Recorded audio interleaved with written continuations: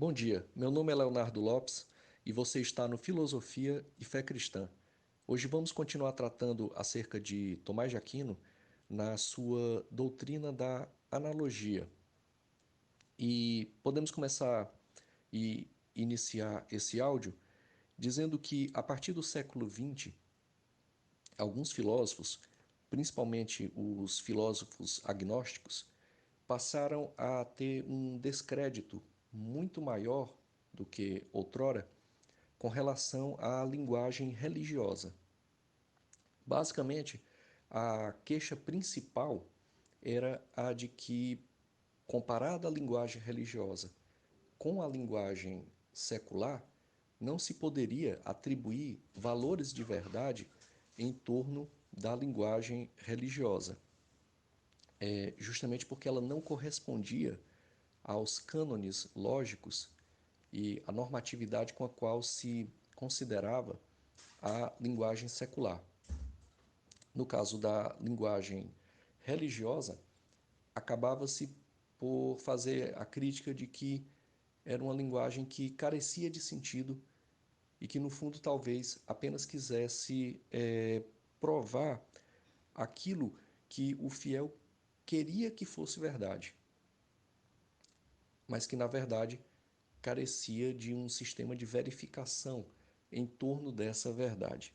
Essa é a crítica principal, que recai sobre a linguagem religiosa. É como se perguntassem sobre o que estão falando, de que forma estão falando. Podemos atribuir valor de verdade ao que vocês religiosos estão dizendo?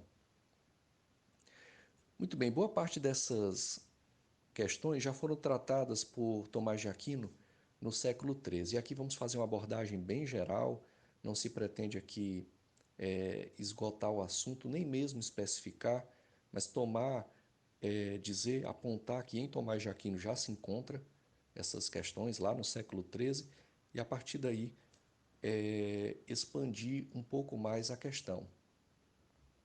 Porque, como dissemos, o objetivo aqui dessa série não é meramente um objetivo acadêmico, intelectual também, mas também fornecer informações válidas para um público mais geral.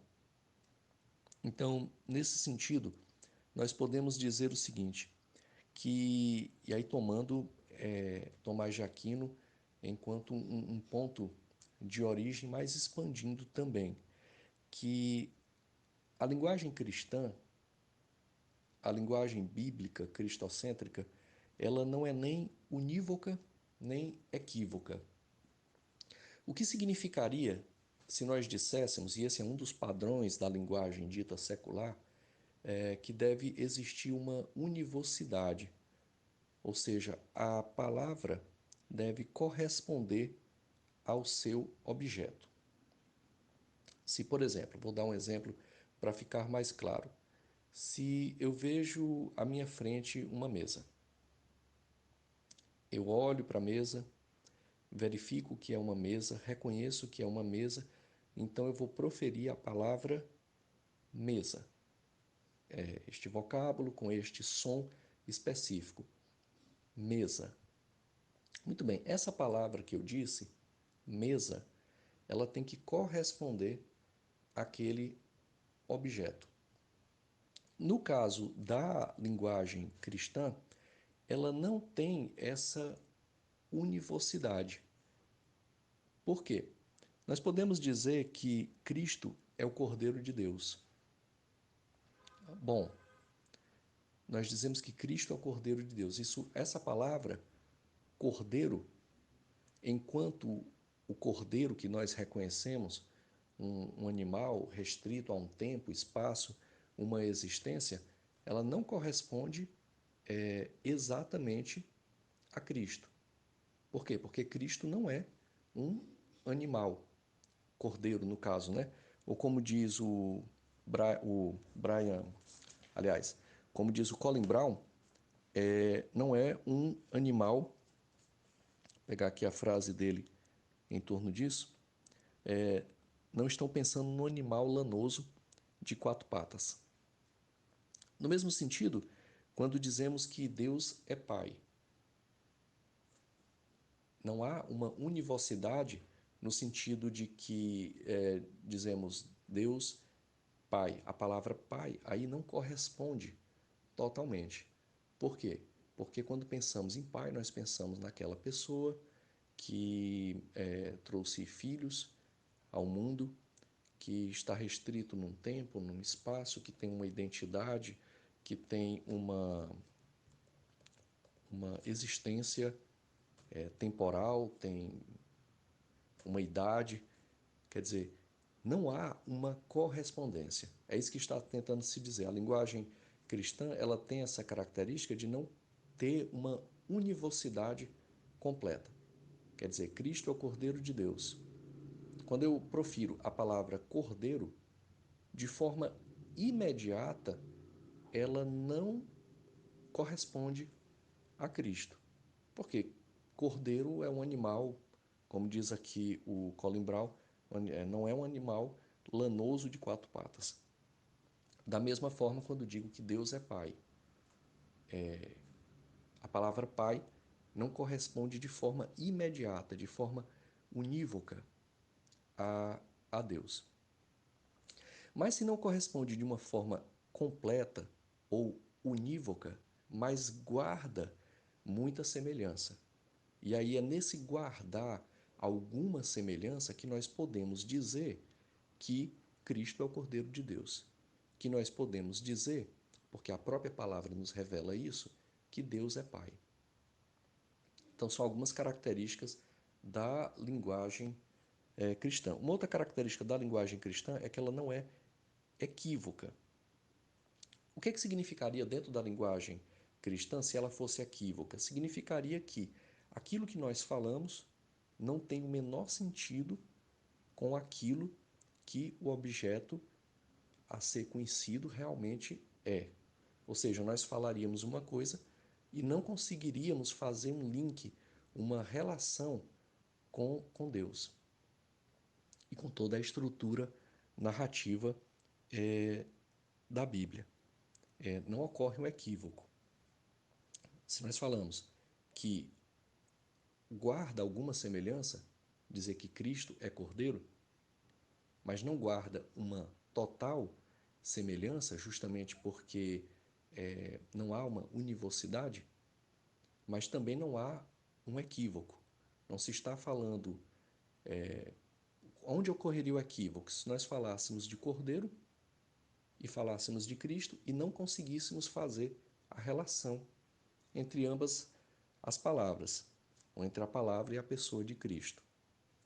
É por isso que não há um equívoco. Porque se isso acontecesse, a linguagem religiosa ela não faria nenhum sentido.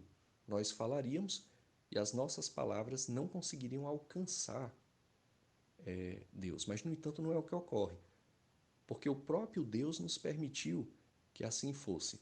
Nós usamos, e Deus permitiu isso, que nós usemos palavras humanas, que nós usemos imagens finitas para expressar o infinito. Então, essa é uma prerrogativa que o próprio Deus nos deu de expressarmos o infinito a partir do finito.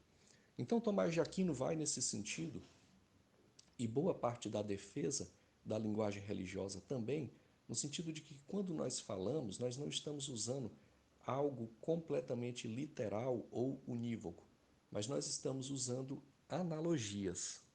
E é a partir dessas analogias que propriamente podemos falar de Deus e de Cristo. Muito bem. Então, continuando aqui, a problemática surge então por conta dessa correspondência entre linguagem e o seu objeto. E aí é onde surgem os problemas, porque nós não podemos nos afastar de uma linguagem e de um pensamento humano. Mas essa linguagem e pensamento humano, eles são finitos. E aí, como o finito pode alcançar o infinito? Esse é um dos graves problemas da modernidade. A modernidade instaurou essa questão no sentido de que tudo partiria do finito, tudo partiria do homem, tudo partiria do cogito humano. Lembremos aqui do eu penso de René Descartes. E em Kant, isso ganha uma dimensão radical, no sentido de que não se consegue mais conhecer a Deus, porque Deus não faria parte do mundo fenomênico. Deus seria apenas um princípio regulador, mas não poderíamos mais falar, mais conhecer a Deus, porque ele não faria mais parte do mundo fenomênico. Isso é Immanuel Kant. Muito bem, mas não é o que se dá e não é o que a Bíblia nos mostra. A Bíblia nos mostra justamente que podemos sim falar a Deus e podemos conhecer a Deus. Quando a Bíblia, seus profetas, o próprio Cristo nos falam que conhecem a Deus, é porque realmente eles conhecem a Deus e dão testemunho disso. E aí, quando é dito Deus, Cristo é o Cordeiro de Deus, a princípio, para alguns filósofos da linguagem, principalmente do século XX, ou da filosofia analítica, isso não faz muito sentido. Eles vão dizer, se não tem sentido, essa é uma linguagem que não deve ser proferida, ou é cheia de ambiguidades. E aí tentam, nesse sentido, rebaixar em grau de importância, já que não consegue alcançar os cânones lógicos que eles estipularam e que eles acreditam e têm fé que é verdade. Muito bem. Não é o que se dá e é o que nós vamos procurar mostrar aqui. Nesse sentido, como justificar a doutrina da analogia? Que é justamente essa doutrina que nos mostra que a linguagem religiosa ela não pode ser unívoca, mas ao mesmo tempo ela não é equívoca, não está ocorrendo um equívoco, mas ao mesmo tempo a palavra não corresponde exatamente. Quando Cristo diz, eu sou o pão da vida, óbvio que Cristo não é um pão, não é? É uma figura de linguagem utilizada e muitas vezes muitas metáforas são utilizadas na Bíblia, mas é a partir da doutrina da analogia e uma parte dela já se encontra desenvolvida em Tomás de Aquino. Podemos fazer muitas críticas a Tomás de Aquino, mas aqui há sim um elogio, já há uma parte dela então aqui desenvolvida. Mas como justificar essa doutrina da analogia? Essa doutrina da analogia ela só pode ser justificada quando nós vamos aos originais, e o original é a Bíblia. Então, talvez um grande problema que aconteceu aqui é que a Bíblia foi, em muitos sentidos, abandonada na Idade Média. É somente com a Reforma Protestante, a partir do princípio da sola Escritura, que se volta realmente ao fundamento. E voltando-se a essa origem, que muitos problemas que surgiram na Idade Média podem ser dirimidos. E esse é um problema. Como justificar a doutrina da analogia? Nesse sentido, o que nós podemos dizer é o seguinte, que a Bíblia foi escrita por seus escritores, pelos apóstolos, pelos profetas do Antigo Testamento, pela mensagem evangélica do Cristo. E nesse sentido, é a esse contexto que nós temos que nos referir. Quando os profetas do Antigo Testamento, por exemplo, citavam a sua relação com Deus e utilizavam várias figuras de linguagem e até mesmo expressões corporais ou objetos mesmo materiais para expressar essa relação com Deus, na verdade, obviamente, tudo era expresso por palavras, porque nós não podemos fugir da linguagem, nós não podemos fugir propriamente do uso do pensamento e do uso de palavras e vocábulos organizados gramaticalmente. Não se trata isso. É claro que ali se utilizou uma língua específica, o hebraico, enfim, não é isso que está se querendo dizer. Mas o que está se querendo dizer é que a justificativa para aquelas analogias em que muitas vezes utilizavam figuras de linguagem as mais diversas, utilizavam-se até mesmo objetos materiais para expressar ou situações do cotidiano, metáforas, por exemplo. O que se está querendo dizer é que a justificativa para isso estava no encontro pessoal com Deus. E aí é onde entra mais ou menos a questão. Boa parte da filosofia da linguagem do século XX, ela é por demais analítica. É como se pegasse as palavras, aquela figura do cientista, daqueles tubos de ensaio em que você bota um ratinho e aí você coloca lá certas variáveis de temperatura, pressão, o alimento em um ponto ou outro, e você solta o ratinho e vai observando e estudando como é que ele consegue alcançar ali os objetivos, e você faz os estudos e hipóteses. É mais ou menos isso que fazem quando criticam a linguagem religiosa. E na verdade não é isso, porque o fundamento da linguagem religiosa é aquele fundamento que já estava na Bíblia. E aí é tal coisa, como não se lê mais a Bíblia, como não se conhece mais a palavra de Deus, acaba se tentando falar disso a partir de não sei quantos comentários, os mais diversos, e cria-se então algo alienígena, algo estranho à palavra de Deus. O que ocorre de fato, então, é que nós temos que voltar àquele contexto original. Quem foi que escreveu? Ah, foi Moisés. Muito bem, vamos analisar aqui a vida de Moisés. Como é que era aqui a vida de Moisés? Ele está dizendo aqui que entrou em contato com Deus, etc. e tal. Vamos analisar isso. Pronto, é nesse encontro pessoal, é nessa experiência pessoal que nós podemos então encontrar a legitimação, a justificação para isso. É como se a função do cristão é testemunhar, não é criar nada, mas é a partir da Bíblia reverberar o que está na Bíblia. Essa é a função do profeta atualmente. Ele não recebe mais nenhuma revelação nova vinda de Deus, mas ele reverbera aquilo que já está fechado em termos canônicos, que são os 66 livros da Bíblia. Muito bem, então ele vai reverberar. É a função, por exemplo, de pastores, presbíteros, diáconos ou de qualquer cristão que tem como objetivo cumprir a última ordem do Senhor Jesus, que é o ide. Ide a todo mundo e proclamai a minha palavra, evangelizai todos os povos, todas as nações, tribos e línguas. Muito bem. E então é essa a circunstância, é a circunstância do testemunho. É a partir do testemunho cristão que você passa a propriamente indicar a verdade de Deus, que é a própria verdade em Cristo Jesus. E é nesse sentido, então, que se proclama a palavra, que se dá testemunho, e que a partir desse testemunho, a pessoa que recebe o testemunho é convidada a acreditar neste testemunho e, em acreditando nesse testemunho, vir a verificar se realmente é aquilo mesmo.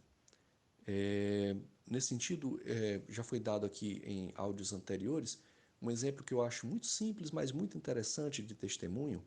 E aí lembrando que a vida cristã é isso, é um testemunho em torno de mudanças que passam a ocorrer na vida da pessoa. E o que se dá é que esses testemunhos, eles são um convite a que a pessoa que recebe o testemunho passe a verificar na sua própria vida. Por exemplo, aquela história que já foi falada em áudios anteriores, que uma pessoa chegou ao cético e pediu para que uma pessoa crente lhe provasse Deus. E a pessoa o fiel crente, era muito simples, não tinha muito estudo, digamos assim, mas ele queria provar que Deus tinha agido na vida dele, e queria também repassar essa mensagem para aquela pessoa cética. E ele, sem saber muito o que fazer, apontou para uma garrafa de leite.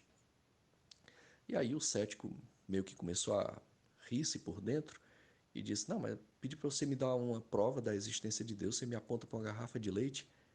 E aí o crente diz o seguinte: diz, olha, ali hoje em dia, todo dia agora tem uma garrafa de leite, mas alguns meses atrás tinha uma garrafa de cachaça. E o meu pai, que é alcoólico, todo dia já acordava bebendo aquela garrafa de álcool. E hoje em dia não. Ele toma ali o seu leite e vai trabalhar. É isso. Foi necessário uma vivência, foi necessário uma experiência pessoal, foi necessário um encontro com Deus e a verificação das mudanças na vida da pessoa, da presença de Deus na vida desta pessoa, e a partir dessa presença na vida de Deus, ajudando ali no problema, por exemplo, esse um vício como o alcoolismo, obviamente não vai embora de uma vez, mas vai. Quantos são os testemunhos cristãos acerca de cura de vícios? Mas vai. E aí é nessa presença de Deus, nesse auxílio de Deus.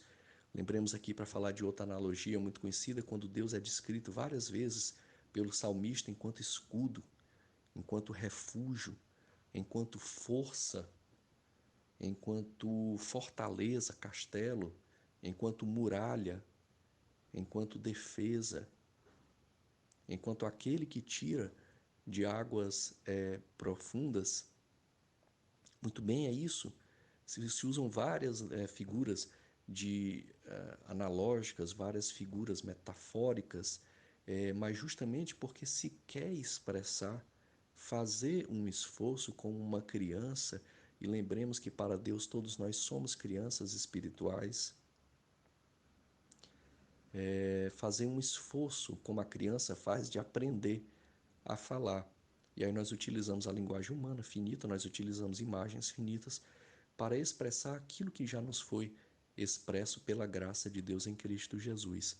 E é nesse sentido, então, que é necessária uma experiência pessoal.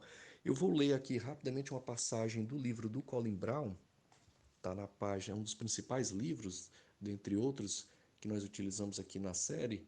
Essa está no livro do Colin Brown, o Filosofia e Fé Cristã, página 30. Aí o penúltimo parágrafo eu vou ler aqui. Diz assim o Colin Brown: Não se trata, porém, de termos a palavra dos escritores bíblicos e de alguém nos dizer que é uma questão de pegar ou largar.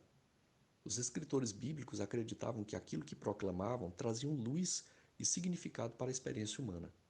A mensagem deles era um veículo do encontro com Deus.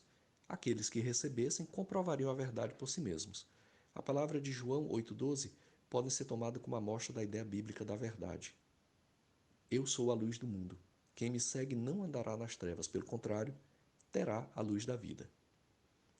De um lado é feita uma proclamação, não uma proclamação literal, mas uma que emprega a linguagem da analogia. Do outro lado, a verdade dela pode ser plenamente comprovada somente mediante uma verificação experimental na própria vida. E é justamente isso, não é? Vejamos aqui então que, quando é dito em João 8,12, eu sou a luz do mundo. Obviamente, Cristo não é luz no sentido de luz como nós conhecemos, né? Acendemos a luz de um quarto ou a luz do sol raia. Não se trata disso, mas essa linguagem é utilizada dentro de um contexto que só poderá essa palavra luz, essa analogia, essa concordância, só poderá ser legitimada, verificada a partir de uma experiência pessoal. É isso que estamos aqui propriamente declarando. Não se trata unicamente de você analisar de uma forma fria, proposicional, a partir de uma lógica específica que seja a veracidade de uma frase. Não, não dá. A linguagem religiosa ela vai nos mostrar o seguinte: sim, isso é um meio, é um mecanismo, é bacana que nós burilemos e conhecemos em torno disso, mas isso e nada é a mesma coisa, porque ao final mesmo, isso aqui só poderá ser legitimado só poderá ser, digamos assim, chancelado na medida em que houver uma verificação na vida da pessoa. E aí, se a pessoa realmente vier a verificar em sua vida. É como se o testemunho cristão fosse: eu estou te apontando o caminho é Cristo. E aí a pessoa diz: ah, caminhemos então. Até se pode caminhar lado a lado, mas é como se dissesse: bom, mas você vai ter que ir com seus próprios passos e você vai ter que verificar a partir da sua relação pessoal com Cristo, que é teu redentor pessoal, teu único Salvador. Então é essa a questão. Como diz aqui o Colin Brown, a verdade só pode ser plenamente comprovada mediante a verificação experimental na própria vida. É preciso verificar na própria vida. É declarada frases que contêm analogias, metáforas, e aí onde entra esse problema da univocidade e da equivocidade que nós citamos anteriormente, mas elas se legitimam, elas se comprovam justamente nessa situação em que a própria prática cotidiana nos mostra isso, como foi no caso aí falado da garrafa de leite. Quer dizer, a pessoa ouviu a palavra, acreditou, colocou em prática, experienciou, vivenciou, teve experiências no dia a dia e pela justificação que Cristo deu, essa pessoa veio a ser santificada e resultado prático, resultado empírico, verificação empírica, a garrafa de cachaça foi trocada pela garrafa de leite. É isso. É isso. Ficamos por aqui hoje. Deus não está morto e muito menos na academia. E lugar da Bíblia é em todo lugar. E por que não também nas faculdades de humanas, principalmente nas de filosofia? Um fraterno abraço e que a paz de Cristo fique com todos. Fique com todos.